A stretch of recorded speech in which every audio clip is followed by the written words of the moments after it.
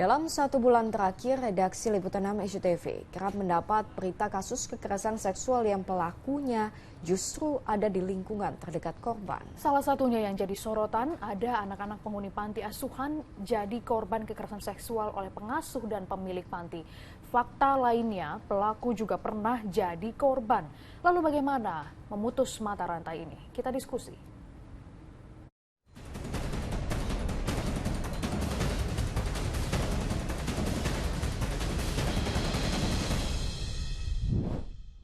Panti asuhan harusnya menjadi rumah bagi anak-anak yang punya nasib kurang beruntung.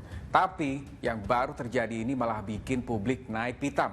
Anak-anak di panti asuhan justru jadi korban pelecehan seksual. Pelakunya, pengasuh dan pemilik panti asuhan yang dulu ternyata pernah jadi korban pelecehan. Yuk selengkapnya kita diskusi.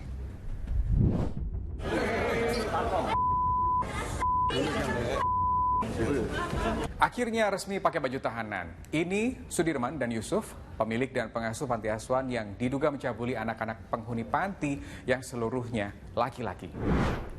Ya, kasus ini pertama kali dilaporkan 2 Juli 2024. Awalnya 1 korban, lalu kini yang melapor jadi 8 anak. Jumlah ini didapati usai penyidikan yang dilakukan. Kabid Humas menyebut korban adalah 5 anak-anak dan 3 dewasa. Itu yang sudah melapor, tapi Komisi Perlindungan Anak Indonesia punya data lengkapnya. Total korban yang teridentifikasi ada 30 orang, 13 orang sudah dalam pendampingan dinas sosial, 3 orang di rumah relawan, dan 8 masih dalam proses. Tapi diduga masih ada 22 orang lain yang jadi korban.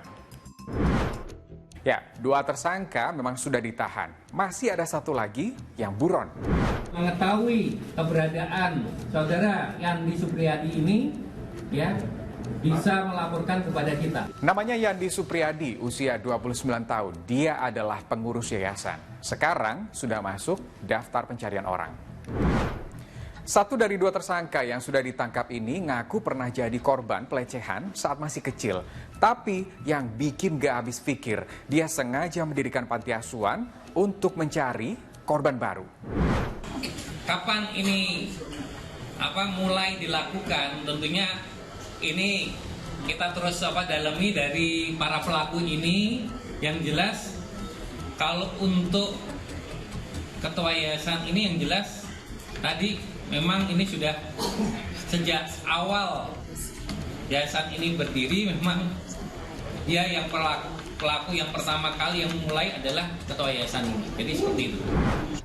Ya, gak berhenti di situ. Mirisnya lagi, anak-anak di panti ini juga jadi umpan untuk meraup simpati para donatur. Anak-anak yang seharusnya masih ada orang tuanya, dia bilang masih yatim piatu supaya ini untuk orang itu kasihan. Berbagai fakta kini terkuak. Yayasan Panti Asuhan yang berdiri sejak tahun 2006 ternyata tidak berizin. Menurut catatan kami, yayasan tersebut belum terdaftar sebagai LKS di Dinas Sosial.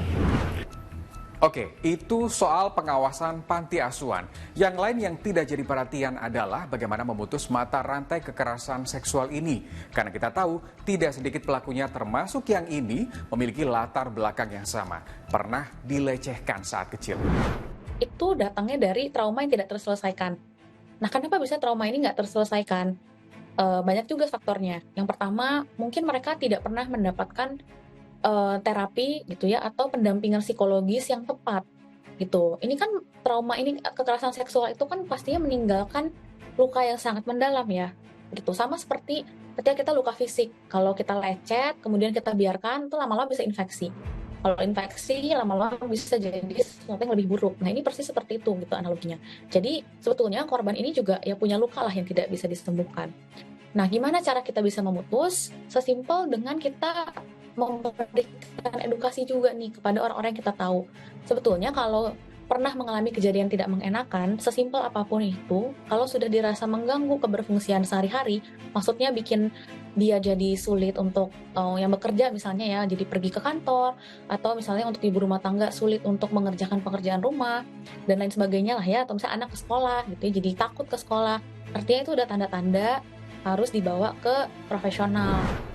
Ya, Indonesia darurat pelecehan seksual pada anak di bawah umur.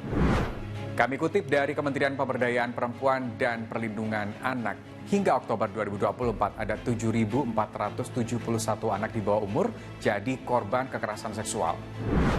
Kasus pelecehan seksual pada anak-anak di panti asuhan ini jadi contoh tragis. Kemanakah sistem perlindungan anak dan pengawasan masyarakat? Stop kekerasan pada anak, apapun bentuknya. Saya Rusdi Maulana, terima kasih sudah diskusi.